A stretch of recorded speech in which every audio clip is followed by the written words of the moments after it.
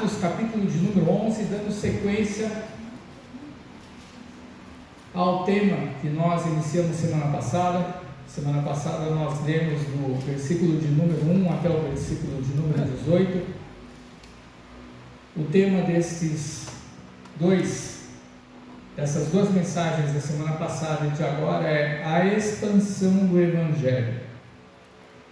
Então, quando nós começamos a ler o livro de Atos de uma maneira histórica, uma maneira cronológica, em cima de uma revelação que Jesus ele deu para o seu povo, dos seus discípulos, antes dele ser elevado aos céus, a gente vai ver de que maneira Deus ele trabalha organizadamente acerca de todos os acontecimentos para que a palavra dele venha se cumprir.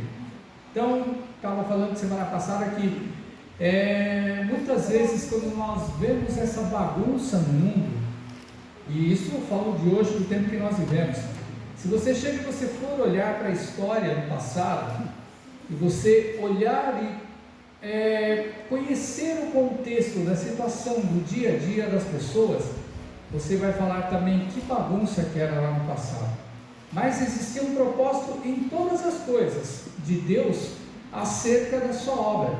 Então Jesus lá em Atos 1, versículo de número 8, ele diz para o seu povo, para os seus discípulos: ficai aqui em Jerusalém até que venhais a ser revestidos do poder. E sereis minhas testemunhas, tanto em Jerusalém como em toda a Judéia, em Samaria e até os confins da terra. Então, semana passada, nós começamos a entender um pouquinho, pelo capítulo de número 11 de Atos, fazendo uma retrospectiva de alguns capítulos anteriores, de que maneira a palavra de Deus ela começou a se expandir para os gentios. Vamos ler lá, versículo de número 19 até o versículo de número 26. Atos 11, 19 a 26 diz assim: então os que foram dispersos por causa da tribulação que sobreveio a Estevão se espalharam até a Fenícia, Chipre, Antioquia, não anunciando a ninguém a palavra, senão somente aos judeus. Alguns deles, porém, que eram de Chipre e Cirene e que foram até Antioquia, falavam também aos gregos, anunciando-lhes o evangelho do Senhor Jesus. A mão do Senhor estava com eles, e muitos, crendo, se converteram ao Senhor. A notícia a respeito deles chegou aos ouvidos da igreja que estava em Jerusalém, e enviaram Barnabé ante Antioquia. Tendo ele chegado e vendo a graça de Deus, alegrou-se e exortava a todos que com firmeza de coração permanecessem no Senhor, porque era homem bom, cheio do Espírito Santo e de fé, e muita gente se uniu ao Senhor. E partiu Barnabé para Tarso, à procura de Saulo. Tendo-o encontrado, levou-o para Antioquia, e por todo um ano se reuniram naquela igreja e ensinaram numerosa multidão. Em Antioquia foram os discípulos pela primeira vez chamados cristãos, o nome que nós carregamos até o dia de hoje. Fazendo uma retrospectiva do que aconteceu semana passada, falando sobre o Evangelho que já tinha alcançado a Judéia e a Samaria, e como Jesus ele havia profetizado, como eu acabei de falar em Atos 1:8, essa palavra ela tinha que chegar agora até os confins da terra. E quando a gente começa a pensar confins da terra, a gente pensa assim: como que a palavra de Deus vai alcançar o resto do mundo? Você imagina o seguinte: se a palavra de Deus ela viesse aqui para o Brasil, Jesus ele viesse pregar naquele tempo, no passado, há 2000 anos atrás, e a gente pensar que não existia avião, não existia internet, não existia carro, e só existia o quê? Navio para você chegar a atravessar o mar, e cavalo e carroça para você chegar, e quando tivesse estrada você poder chegar e caminhar de um lugar ao outro. Era a mesma coisa ali. Então você imagina o seguinte: como que o Evangelho ia sair de Jerusalém, Judéia, Samaria, para começar a alcançar os confins da terra? E foi exatamente isso que nós começamos a falar semana passada. Quando a gente pensa que Paulo ele foi chamado pelo Senhor para levar a palavra aos gentios, a gente imagina o seguinte: começou com Paulo, não começou com Paulo. Até havia falado semana passada na mensagem que tudo aquilo que a gente se propõe a fazer uma determinada coisa, e para a gente fazer bem uma determinada coisa, não basta somente a gente aprender, mas existe alguém na vida da gente que nos introduz naquilo lá. Então você imagina o seguinte: Paulo ele chegou e ele tinha um passado muito sério. Ele perseguia cristão e botava na cadeia ou ele matava. Por quê? Porque ele era um tremendo observador da lei. Ele mesmo se autodenominava fariseu dos fariseus. E aí ele chega e pega cartas do sumo sacerdote para chegar e ir até Damasco para fazer o quê? Para ter autoridade diante do povo dele, não autoridade dos romanos, mas autoridade diante dos judeus, para ele poder ir botar na cadeia aqueles que se autodenominavam cristãos, crentes, né? No caso, naquela época nem cristãos não eram, porque a palavra nós acabamos de ler no versículo 26. A partir daí eles foram começados a ser chamados cristãos. Eles eram os discípulos dos seguidores de Cristo. E aí o que acontece? Paulo ele se converte, ele aceita Jesus e sai pregando o Evangelho. O povo ia aceitar? É a mesma coisa a gente, irmãos. Imagina alguém que chegou e era bandido, pior matador que existe, pior sanguinário que vem. Ele entra na igreja e se converte, aceita Jesus, no dia seguinte sai pregando.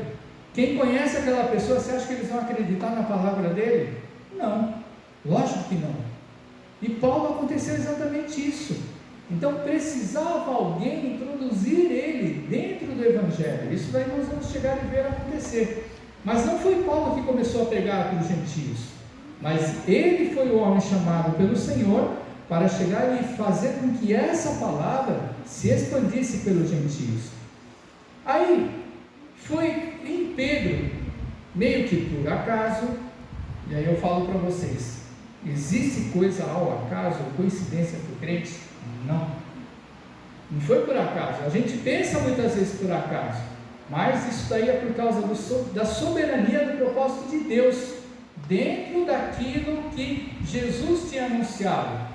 A gente pensa que foi por acaso, mas não foi por acaso. O que acontece? Pedro ele chega e começa a sair de Jerusalém, começa a sair de Samaria, foi cair e parar numa cidade chamada Lida. E ali tinha um homem chamado Enéas. Esse homem Enéas ele era paralítico, e ainda por cima, além de ser paralítico, já estava 8 anos deitado e prostrado numa cama. E aí Pedro ele chega, por já não ter mais aonde pregar na região lá, nesse lugar que não ficava muito longe da Judéia, ele vai e encontra esse homem e cura esse homem. O povo daquela região todinha ficou alvoroçado. Por quê? Porque um paralítico de 8 anos de cama, ele foi curado. E aí o que acontece? O povo chega, ficaram sabendo disso. Em Jope tinha uma serva de Deus chamada Dorcas ou Tabita, não importa, depende da sua versão da palavra. Essa serva de Deus, ela chegou, ela era uma pessoa misericordiosa, uma pessoa que trabalhava para a obra. E aí o que acontece com essa mulher, com essa moça? Ela chega e falece. O povo chega e Pedro não estava muito longe dali, chama Pedro e vai para Jope para fazer o funeral, para fazer o velório dessa mulher, dessa moça. Quando ele chega lá, ele se lembra de quando Jesus curou a filha de Jairo e faz a mesma coisa. Fica trancado sozinho no quarto com essa moça, ele vai e ora, e ela é ressuscitada em nome de Jesus. Não no nome de Pedro, mas em nome daquele que está vivo pelos séculos dos séculos. O que aconteceu? Ele chegou e aquela região todinha ficou maravilhada com a ressurreição. É lógico, imagina a gente, você está num velório lá, chega alguém, vai e ora em nome de Jesus, a pessoa chega e levanta. No começo é um espanto, mas depois que passa aquele choque, você chega e vê uma pessoa que é ressuscitada, a alegria é imensa, é enorme, não só dos familiares, mas de todos aqueles que conheciam aquela moça. E aí Pedro é obrigado a ficar nessa cidade. E aí começou a nossa história de Cornélio, a nossa história da visão que Pedro ele teve, que foi igual a de Cornélio, que foi em Jope. E aí é considerado e é chamado de o marco inicial da evangelização para os gentios, a evangelização para os confins da terra. Quando se diz confins da terra, é para todos aqueles que não são judeus, para todos aqueles que são estrangeiros. E ali, quando Pedro ele chega numa cidade chamada Cesareia, que ainda ficava um pouco mais longe de Jope, não ficava tão longe assim de Jerusalém, coisa de 50 e poucos quilômetros, mas quando ele chega nesse lugar, era um lugar onde era o paraíso de todo aquele soldado romano que queria se aposentar, era o paraíso daquelas pessoas que queriam se aposentar. E aí justamente Cornélio, toda a sua casa e todos os seus amigos eram romanos. Ele vai, chega e anuncia o Evangelho. O Espírito de Deus toma aquelas pessoas, eles começam a falar das maravilhas de Deus, foram batizados, e Pedro teve que ficar ali um tempo. Olha só que interessante que é, que quando a gente começa a olhar na bagunça que estão as coisas do mundo, começam a acontecer certas situações, até nas nossas próprias vidas. Quando a gente pensa assim, nada vai dar certo, começa a acontecer umas coisas incríveis na vida da gente, quando a gente vê os milagres que Deus ele faz na vida da gente, que a gente chega assim, não entende o trabalhar e o agir de Deus, mas quando Ele entrega a bênção na mão da gente, e a gente vai refletir tudo aquilo que a gente passou, a gente vai ver, sempre Deus esteve no controle de todas as coisas, mesmo quando a gente achava que não existia solução, mesmo quando a gente achava que nada mais ia dar certo, mas Deus sabia exatamente o que estava acontecendo. E aí acontece e começa a nossa sequência da expansão do Evangelho naquilo que nós estamos propondo na continuação desse capítulo 11, versículo 18, passando agora para o 19. Quando a gente pensa, olha só, o versículo 19 ele vai dizer assim: os que foram dispersos por causa da tribulação que sobreveio a Estevão. Quem era Estevão, irmãos? Diácono, levantado pelos apóstolos não, pelo povo, escolheram 7 homens cheios do Espírito Santo. Estevão foi um deles, ele foi levantado. Ele era um homem cheio do Espírito Santo, de sabedoria. Ele não era judeu, ele era grego. Esse homem conhecia a palavra, ele conhecia a lei, se converteu. E o que aconteceu?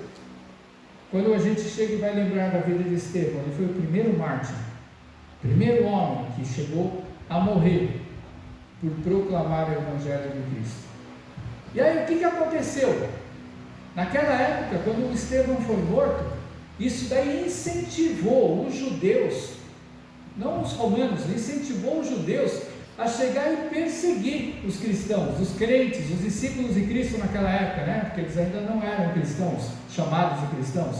E o que aconteceu? Todo mundo teve que chegar e voltar para a sua terra. Isso é chamado de dispersão. Isso é chamado de, quando você vai, em algumas versões da Bíblia, quando você vai começar a ler sobre essas situações, vai estar escrito diáspora. Diáspora é a mesma coisa que dispersão. O que aconteceu com esse pessoal? Eles voltaram para a sua terra. Eles eram de vários lugares do mundo, eles voltaram para as suas terras. E olha só o que diz aqui: se espalharam até Fenícia, pouco mais para cima, Chipre e Antioquia. Lembra o versículo 26? Em Antioquia os discípulos eles foram chamados de cristãos pela primeira vez. Olha só que interessante. Ou seja, Deus ele chegou e fez com que o povo ele sofresse perseguição. Por quê, irmãos? Olha para a nossa vida, irmãos. Quando está tudo muito bem, quando nós não temos problema nenhum dentro de casa, quando nós temos dinheiro sobrando, quando nós estamos confortáveis, quem diz que você quer sair do seu lugar para fazer o que você tem que fazer? Não, a vida está boa. Isso daí não acontece só nos dias de hoje, irmão, sempre foi assim. Para o Evangelho começar a caminhar, Deus ele teve que chegar e colocar um servo dele para morrer em nome de Cristo, para morrer por amor de Cristo, para que todo mundo fosse disperso e voltasse para a sua própria terra. E o que acontece, irmãos? Lembra que eu falei semana passada? Dentro de nós, para aquele que é crente mesmo, tá, irmãos? Dentro de nós existe uma coisa dentro do nosso coração, da nossa vida. O Espírito de Deus, ele trabalha com o nosso espírito. Existe uma coisa, a gente não consegue deixar de congregar. Você pode reclamar da igreja, você pode reclamar dos irmãos que cantam, você pode reclamar do som da igreja, você pode reclamar de quem está pregando, você pode reclamar da oração dos irmãos. Pode ver, você vai para a igreja de qualquer jeito. Alguma coisa te puxa para isso. Sabe o que é isso?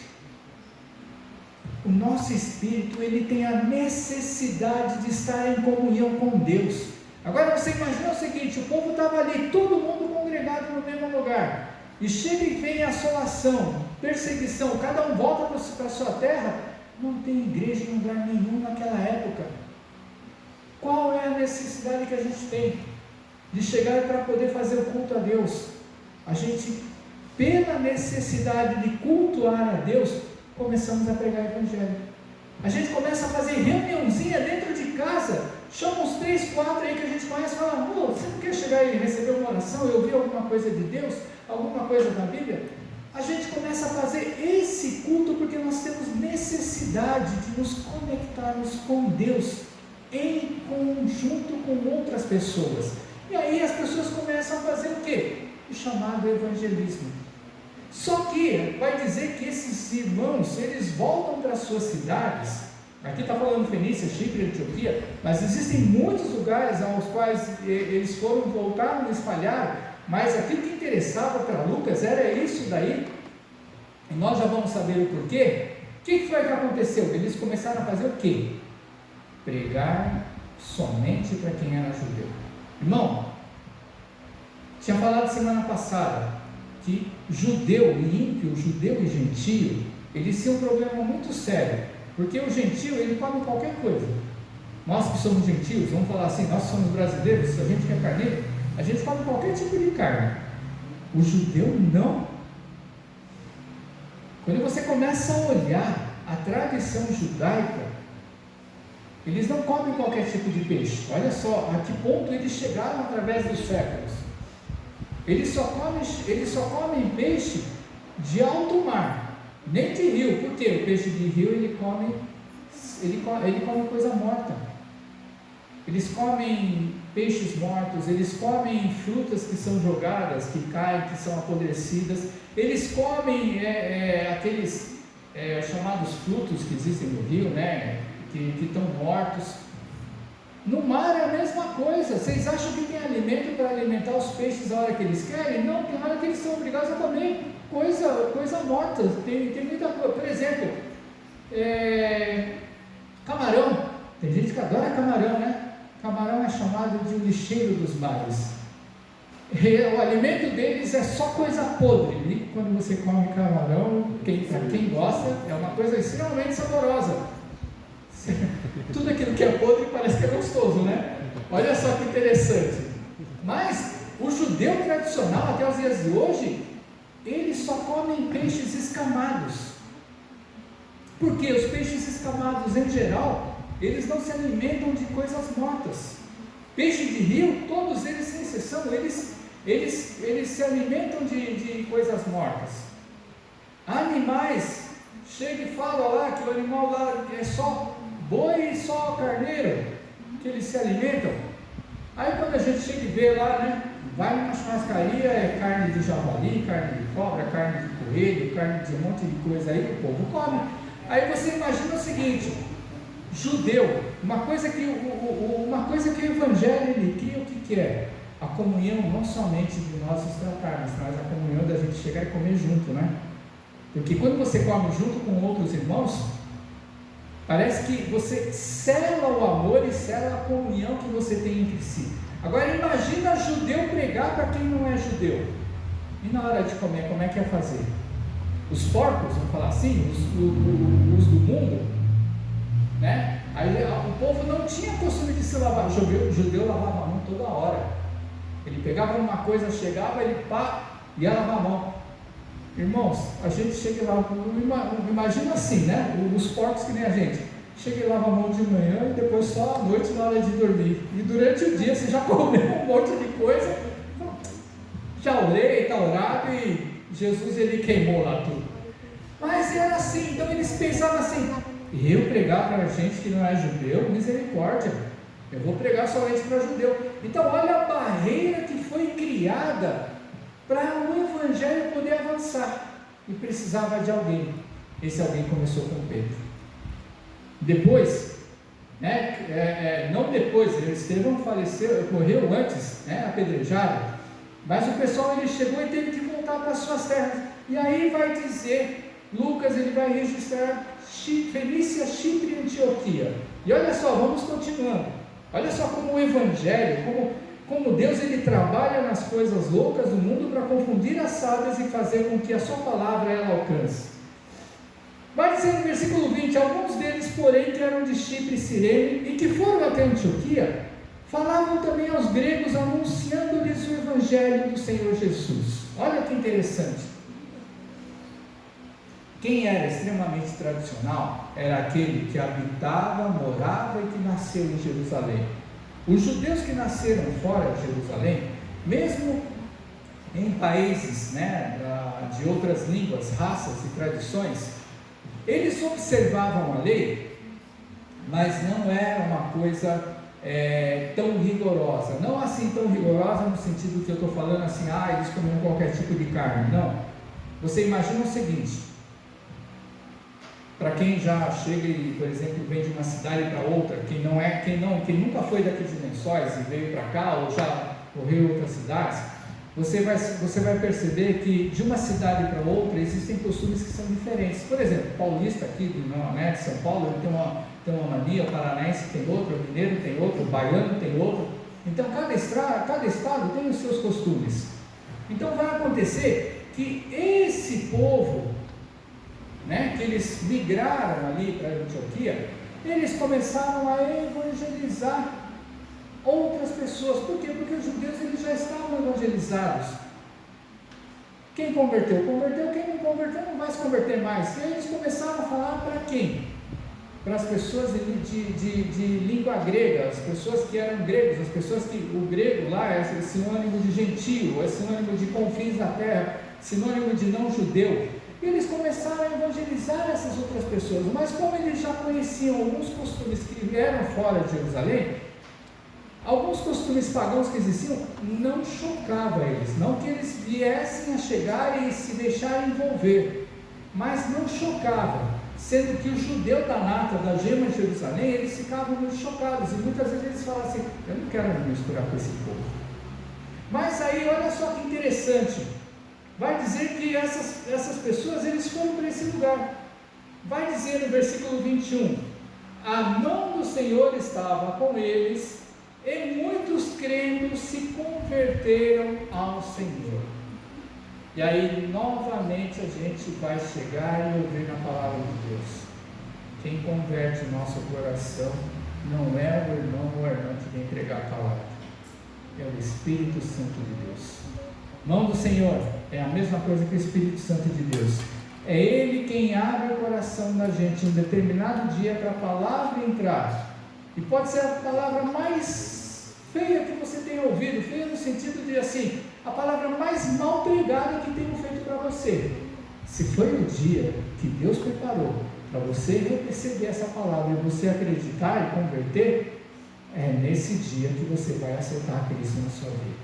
E vai dizer que muitos deles foram crendo, eles aceitaram Jesus e começou a encher. Aí olha só que interessante, no versículo seguinte vai dizer o quê? A notícia, versículo 22, a notícia a respeito deles chegou aos ouvidos de onde? Da igreja que estava em Jerusalém. Quem era a igreja que estava em Jerusalém?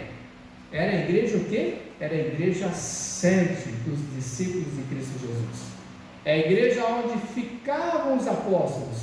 Se vocês se lembrarem de Atos capítulo 6, quando estava tendo disputa na distribuição das cestas básicas para as viúvas, o povo lá estava, os cristãos lá da época lá, os discípulos da época, eles estavam brigando entre si, porque estavam sendo beneficiadas as viúvas judias e as viúvas que não eram judias, que eram helênicas, que eram do mundo grego, elas estavam sendo colocadas de lado e elas eram convertidas. E aí o que aconteceu? Os apóstolos chegaram e falavam: levantem dentre vocês, levantem dentre vocês 7 homens cheios do Espírito Santo de Deus e de sabedoria, para que eles se encarreguem desse serviço, e nós quem? Os 12, vamos o quê? Nós vamos chegar e nos voltarmos para a oração e para o ministério da palavra. Aí eu tenho uma coisa esquisita dentro de mim. Se eles vão se dedicar à oração, amém, ninguém questiona isso, mas se eles vão se dedicar ao ministério da palavra e não tem mais para quem pregar lá em Jerusalém, por que os 11 ficaram lá e só Pedro saiu? Não é de se pensar? Aí a gente começa a entender muitas denominações, e nós estamos no meio disso, tá? Muitas denominações onde o centro da denominação fica num determinado lugar, e ali se reúnem lá os tops dos pastores. Só que na hora de chegar aí para resolver algum problema, o que foi que está escrito aí? Eles resolveram enviar quem? Barnabé, não está escrito isso aí? Eles enviaram Barnabé a Antioquia.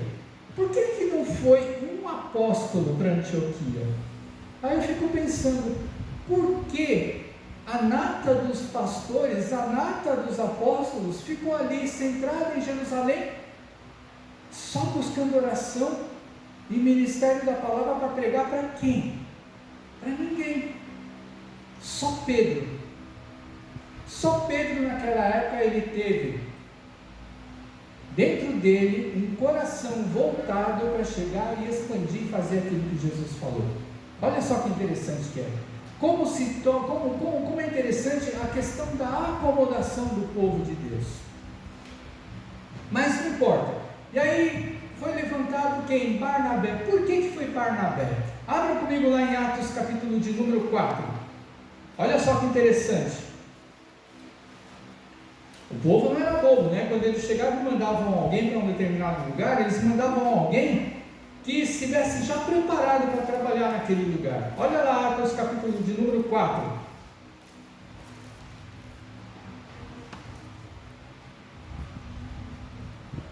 Versículo de número 36. Olha lá.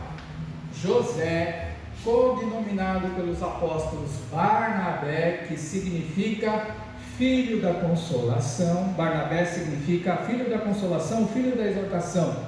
Levita, natural de Chipre. Versículo seguinte: possuindo um bem, uma herança, vendeu, ele tinha um terreno, aí está falando a verdade, ele tinha um terreno, ele vendeu esse terreno, e o preço desse terreno ele chegou e depositou aos pés dos apóstolos. Naquele tempo era normal acontecer isso aí.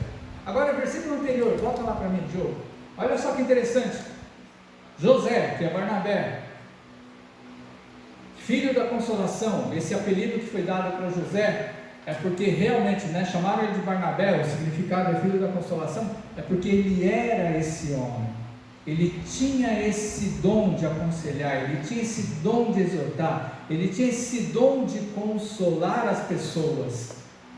Ele era levita e ele era nascido de Chipre. Olha só que interessante.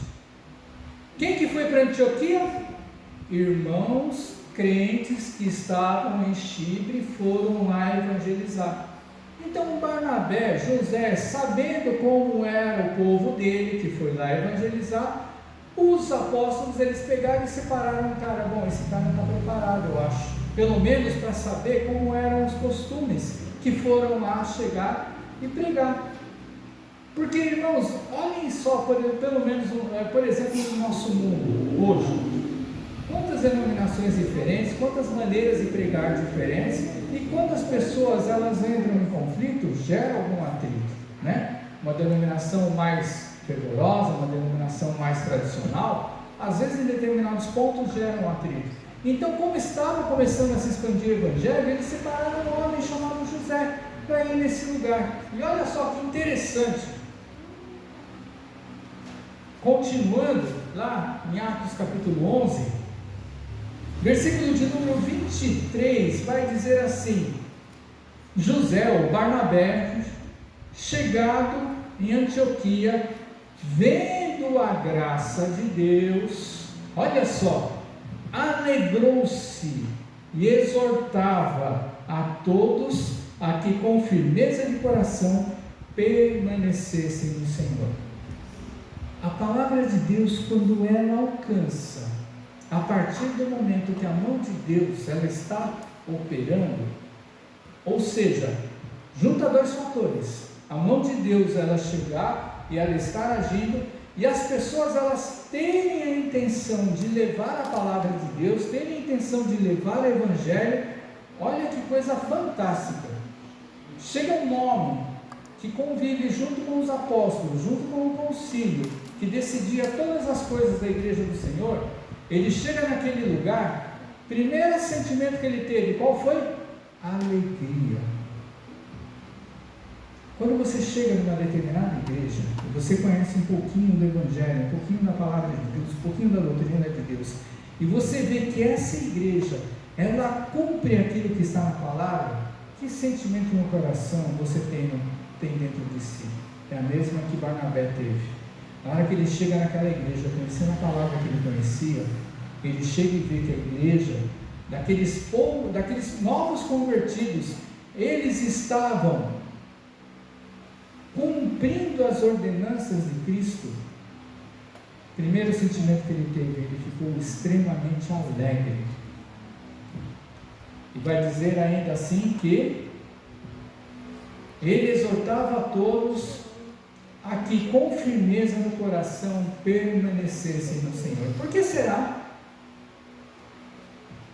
Será que sempre, quando a gente está ali na presença de Deus, a gente aprendendo, a gente cultuando, a gente chegando e fazendo as coisas, será que não vão acontecer aflições na vida da gente, que se você não estiver firme na rocha, você não vai se desviar?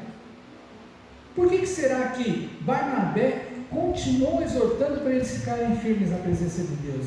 Irmãos, existem coisas na vida da gente que acontecem, que se você não estiver firme na presença de Deus, se você não estiver sabendo em quem você está firme, uma tribulação, um vento que vem na sua vida te arranca da presença de Deus. É só você perguntar para quem já passou por essas situações. Ou, melhor, vamos olhar para um monte de gente que saiu da presença de Deus por causa de situações. Quantas pessoas vocês não conhecem que estão desviadas da presença de Deus porque elas olharam para a falha dos irmãozinhos que estavam dentro da igreja? Quantas pessoas você não conhece? Eu conheço um monte. Por que Barnabé ele chegou e falou, quando a igreja estava alegre, quando ele se alegrou com a igreja, porque a igreja estava firme na presença de Deus, e vai dizer que ele o quê? Exortava com firmeza. Ele era o quê? O homem da consolação, o homem da exortação. Ele estava falando assim para eles: olha, continue assim, fica firme na presença de Deus e não se afaste, não se desvie em nada na sua vida da presença de Deus. Muitas vezes a gente pensa assim, mas para que eu preciso disso daí? Desse tipo de exortação? Acontecem coisas na vida da gente que a gente não tem explicação, irmãos. Uma hora você está em cima, outra hora você está lá embaixo. Uma hora você está aí, você está assim, esbanjando saúde, no dia seguinte te acontece uma coisa que te derruba, e você chega e fala: Senhor, o que foi que aconteceu para eu estar desse jeito? A gente não entende, irmãos. São coisas que a vida chega e dá uma rasteira na gente, que se a gente não estiver firme na presença de Deus, a gente cai, a gente se abate, a gente chega e rasteja. E aí ele chega e aí vai dizer o seguinte, olha só, ainda vai falar das qualidades de Barnabé. Aí versículo 24 vai falar o quê? Barnabé era um homem bom, cheio do Espírito Santo e de fé. Precisa falar mais alguma coisa, irmãos? Não só da questão de Barnabé. 3 coisinhas que nós temos que ter na vida da gente. Nós temos que ser uma pessoa boa. Bondade é uma virtude. Bondade, benignidade, são coisas que muitas vezes a gente vê os irmãos e muitas vezes nós mesmos fazemos e falamos da boca para fora. Mas muitas vezes dentro de nós a avareza fala mais alto, mas ninguém sabe, só nós sabemos. Mas quando fala que esse homem ele era bondoso, ele já tinha um apelido que dava fama para ele: filho da exortação, filho da consolação. O que é filho da consolação? Quando você está padecendo, aparece alguém ali do teu lado para chegar e falar umas palavras, e aquelas palavras elas chegam e te traz força, te fortalece, te levanta. E isso daí, só a pessoa que está para baixo ela sabe o significado disso daí. E Barnabé ele tinha essa qualidade, ele era bom. Gozado, né? Certa vez Jesus ele chega e fala: por que me chamas bom? Bom é só Deus que está nos céus. Então olha só, que para ter uma qualidade dessas, para ter uma bondade dessas, não é para qualquer um. Cheio do Espírito Santo e cheio de fé. Ou seja, a igreja começou a crescer, mais ainda, porque eles viram nesse homem um homem de Deus. Aí vai dizer o quê? Muita gente se uniu ao Senhor. A igreja começou a tomar uma proporção e crescer de tal maneira que Barnabé ele chegou e pensou no coração dele: como é que eu vou fazer para controlar todo esse povo? Não é controlar no sentido de poder e dominar as pessoas, mas no sentido de poder chegar e ajudar e auxiliar essas pessoas no dia a dia a se fortalecer na fé. Aí Barnabé ele pensou em uma pessoa. Por que será que Barnabé foi atrás de Paulo? Por que Barnabé foi atrás de Saulo em Tarso? Tarso não ficava muito perto, mas também não ficava muito longe de Antioquia. Ficava mais ou menos 200 quilômetros de distância de Antioquia. Mas Barnabé foi atrás de Paulo. Por que será que ele foi atrás de Paulo? Porque se ele voltasse, ele também poderia pedir socorro para algum dos apóstolos. Quem era Saulo? Ele não era ninguém naquela época. Ainda, ele não era ninguém. Ele podia voltar para chegar e chamar Pedro. Ele podia chegar e voltar para chamar os outros discípulos de Cristo, que estavam todos ali reunidos em Jerusalém. João, por exemplo, o homem que mais viveu, daqueles que compartilharam da presença de Jesus na vida. Mas não, ele se lembrou de Saulo. Por que será que Barnabé se lembrou de Saulo? Vamos voltar um pouquinho no passado. Vamos voltar a alguns capítulos. Acho que é o capítulo de número 9.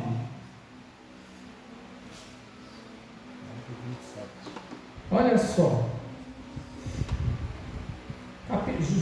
Atos capítulo de número 9.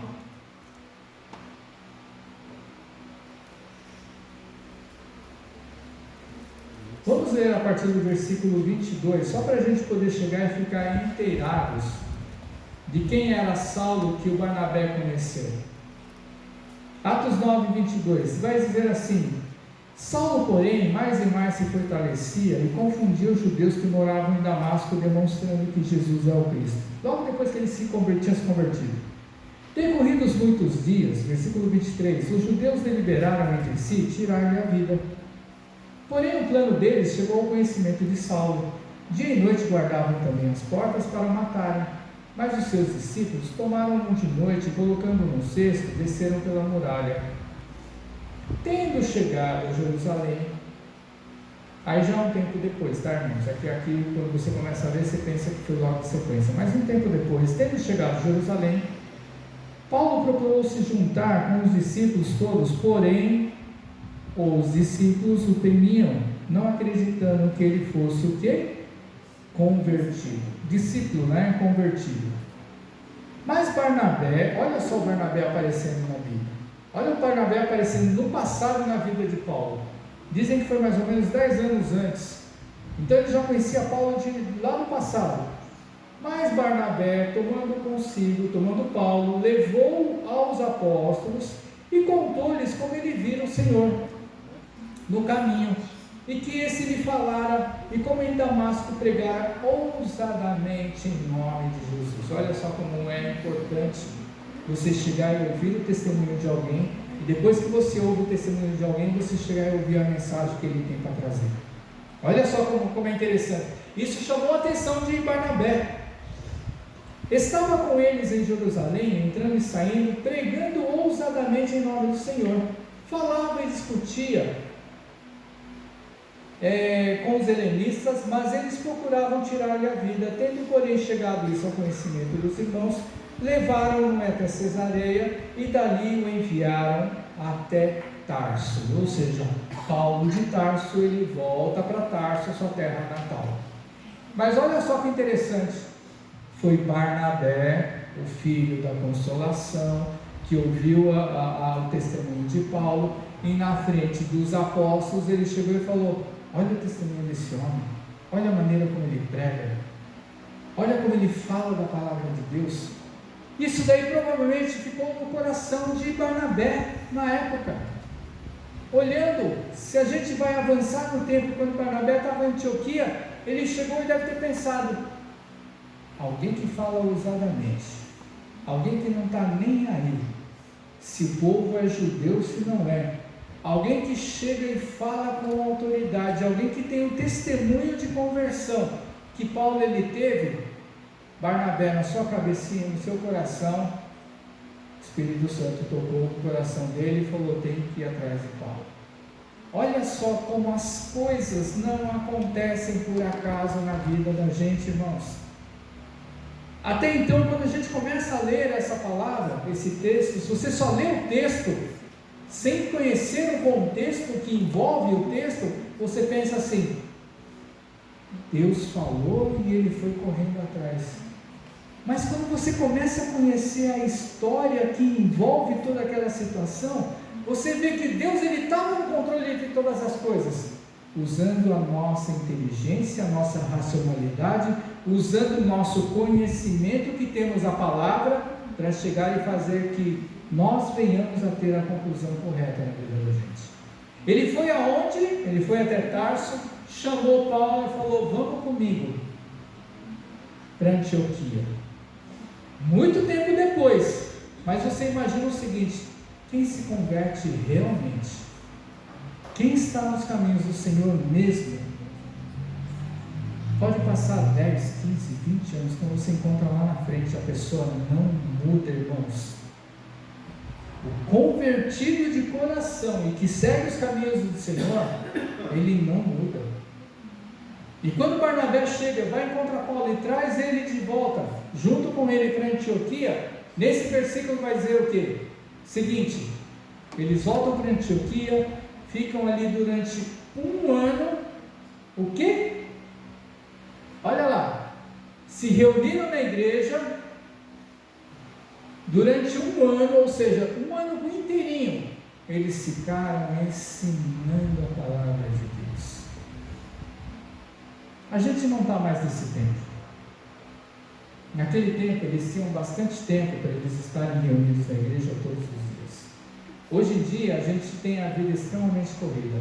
Só que eu falo para vocês, irmãos, eu conheço muita gente assim, né, das igrejas pelas quais eu passei. Muitas horas de escola bíblica, muitas pregações.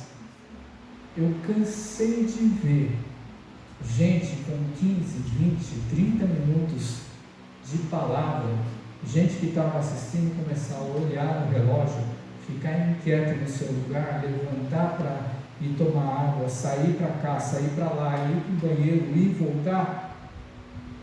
A pessoa, obviamente você vai saber o que passa dentro do coração de uma pessoa dessa. Ela não está aguentando ouvir a palavra de Deus. Agora eu digo para vocês, Se você senta para ouvir a palavra, para você aprender, olha o que acontece. Eles ficaram um ano inteirinho, todo dia, com o povo na igreja, ensinando a palavra de Deus. E aí vai dizer o quê? Pela primeira vez, os discípulos de Jesus, eles foram chamados de cristãos. Irmãos, aí existe uma coisa.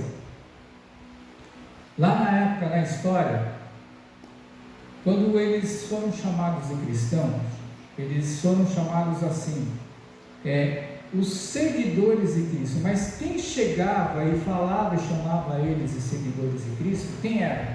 Os adversários, os judeus, os romanos. Eles falavam no sentido de deboche, no sentido de chegar e tirar um barato, tirar um sarro, escarnecer dos crentes, dos discípulos de Jesus.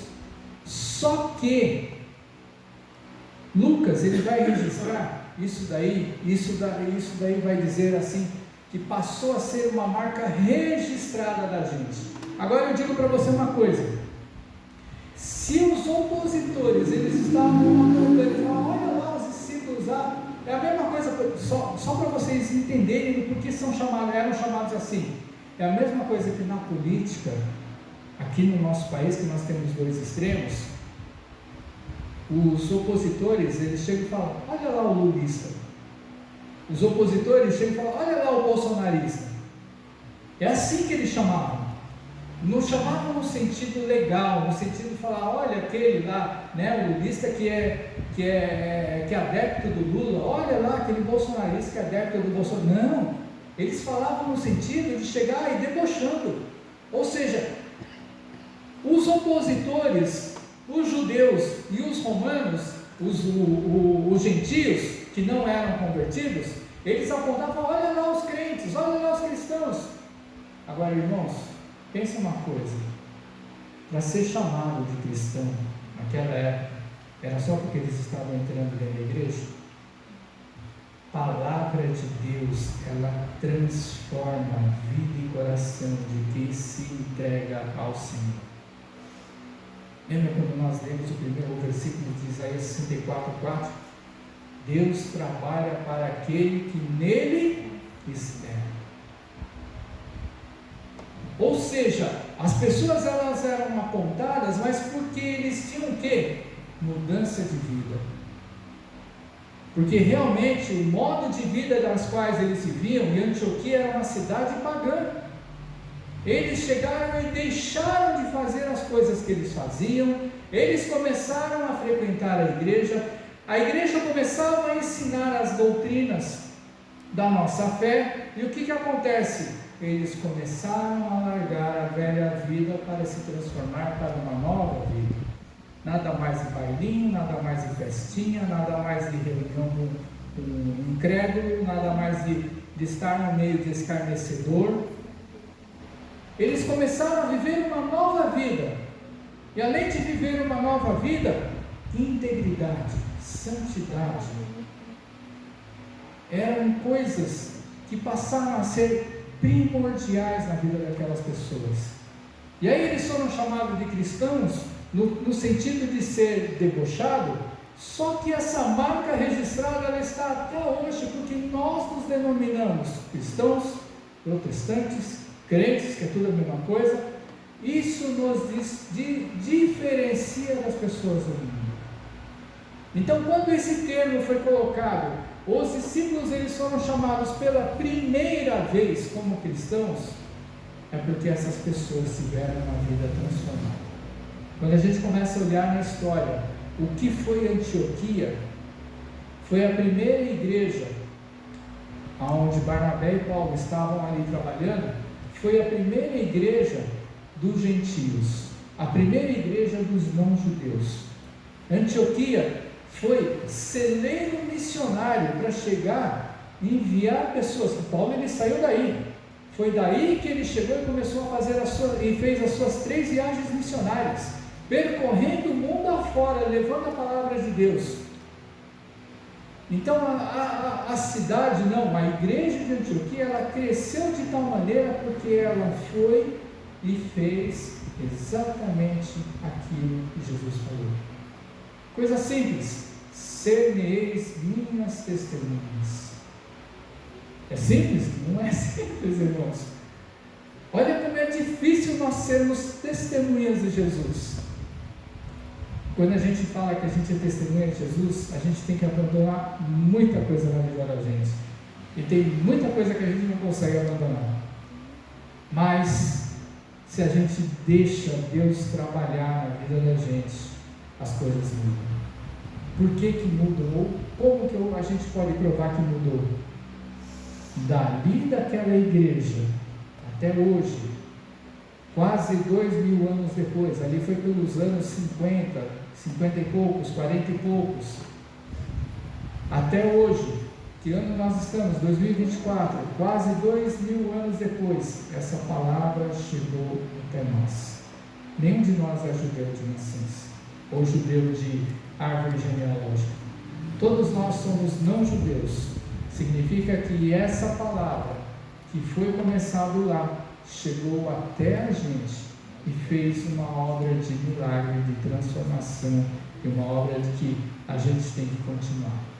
Então olha só como a expansão do Evangelho, lá naquela época, ela tomou caminhos e rumos esquisitos e estranhos, mas que foi tudo pela mão de Deus, pela obra, pela soberania de Deus, porque chegou até hoje. E graças a Deus, porque existiram homens no passado, e graças a Deus porque hoje ainda existem homens e mulheres que levantam essa bandeira do Evangelho e saem mundo afora para chegar e levar a palavra de Deus. E nós também, como igreja local, temos essa missão de nós continuarmos a falar de Cristo, a falar da sua obra, a falar da transformação que Ele fez na vida de cada um de nós. Para que, irmãos? Para que mais e mais pessoas elas conheçam a salvação em Deus através de Cristo Jesus e vão lá encher a eternidade juntamente com nós, para nós vivermos no eterno reino de glória, de alegria, de paz e de, acima de tudo, servindo ao nosso Deus com o coração cheio da glória e da graça do Senhor. Amém? E essa história ela não se acaba por aí. Óbvio que ela continua.